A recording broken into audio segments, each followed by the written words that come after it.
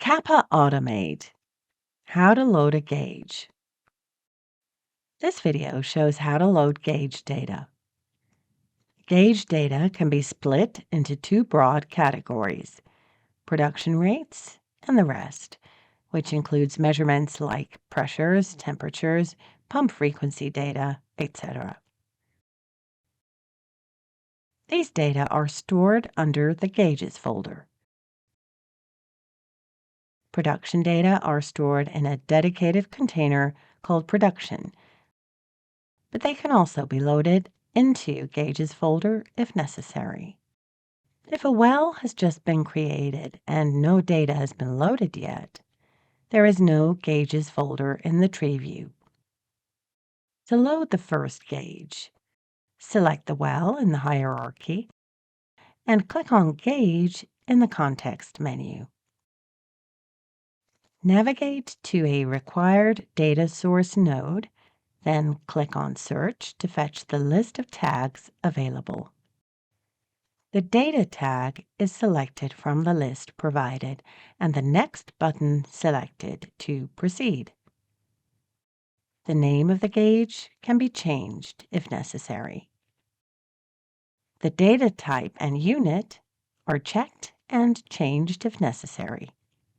By default, gauge data are represented by a points in time format and as high frequency, but this can be changed. To learn what data frequency the gauge has, the data preview can be checked. Additional information on gauge model, depth, and serial number can be added if required. Gauge labels can be added here or once the gauge is loaded. Click on Load. KAPPA-AUTOMATE now starts the process to mirror the data in the tag onto a gauge entity in KAPPA-AUTOMATE. The gauge node appears in the tree under the Gauges folder. High-frequency gauges are marked with HF icon. When new data appear in the tag, they are automatically mirrored into KAPPA-AUTOMATE. To load another gauge, select either the well or the Gauges folder in the tree and repeat the same steps. To load production data into a dedicated container, the production node in the tree is selected. In this case, the gauges will appear under the production node.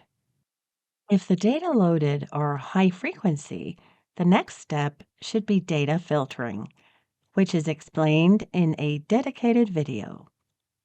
This concludes this video on how to load a gauge in KAPPA-AUTOMATE.